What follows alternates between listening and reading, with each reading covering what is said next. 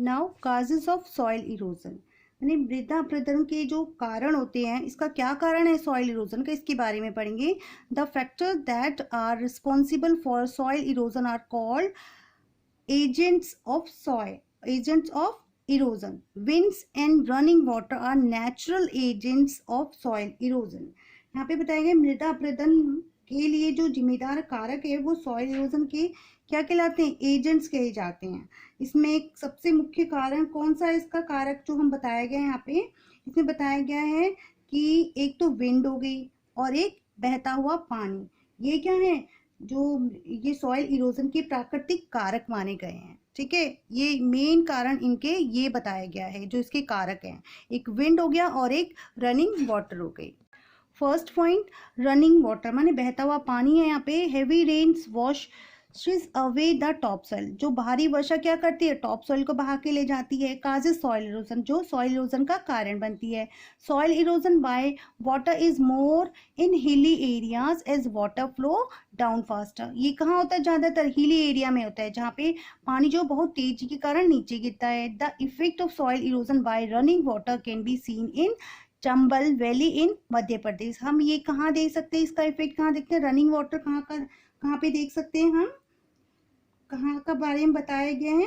पानी बहने से जो मिट्टी के कटाव के कारण जो असर हुआ है, ये मध्य प्रदेश में बताया गया है। यहाँ पे चंबल घाटी में ये देखा जा सकता है। यहाँ पे बहुत सारी वर्षा होती होगी, ठीक है, पानी का बहाव होता होगा, इसलिए बताया गया है।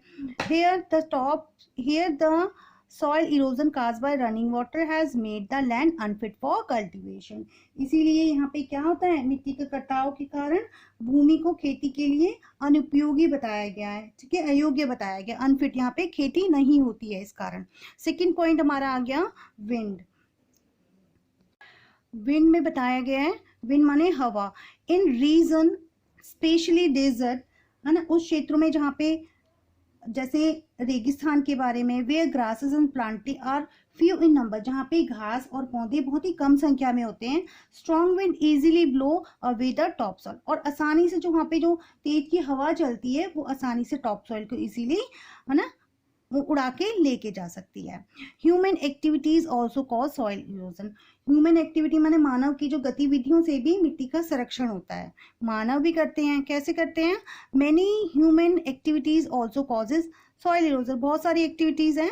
सम of them are as follow, नीचे कुछ बताई गई हैं। फर्स्ट, डिफॉरेस्टेशन माने होते हैं, हम पढ़ते हैं cutting down of trees on large scale is called deforestation.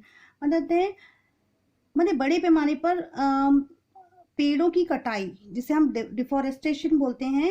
कटाई को वनों, मतलब जहाँ वनों में जब कटाई होती है बहुत लार्ज स्केल, बहुत सारे पौधे एक साथ से काटे जाते हैं, मतलब पेड़, तो उसको डिफॉरेस्टेशन कहते हैं। Human have cleared a large number of trees to get wood and to build farmland, cities and roads. इसमें ये बताया गया है कि जब मानव ने अपनी बड़ी संख्या में पेड़ों को लकड़ी प्राप्त करने के लिए और खेतों और शहरों और सड़क बनाने के लिए उपयोग किया, ठीक है, when trees and plants are cut down, तब क्या हो गई, तब उन्होंने क्या किया, तब उन्होंने पेड़ों को काटे, है ना।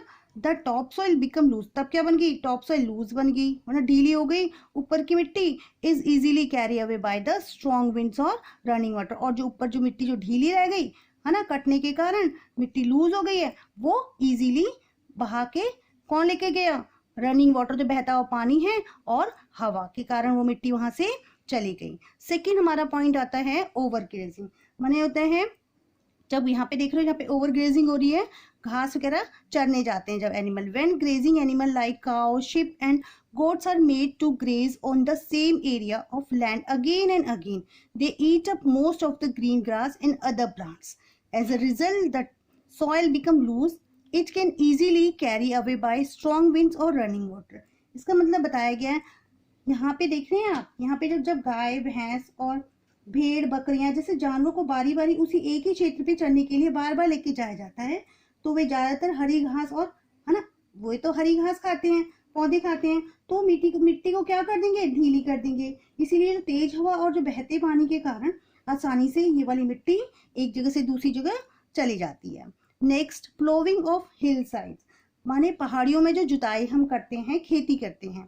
Ploughing of land also leave the soil loose, मतलब जुताई से भूमि क्या हो जाती है, ढीली हो जाती है. जब हल वगैरह है ना देते हैं खेतों में तो मिट्टी को वो लूज कर देता है. लूजन soil can be easily carry by strong winds and running water, और जो ढीली मिट्टी, जो खुली मिट्टी होती है, वो तेज हवा और बहते पानी के द्वारा आसानी से लेके चले जाती है.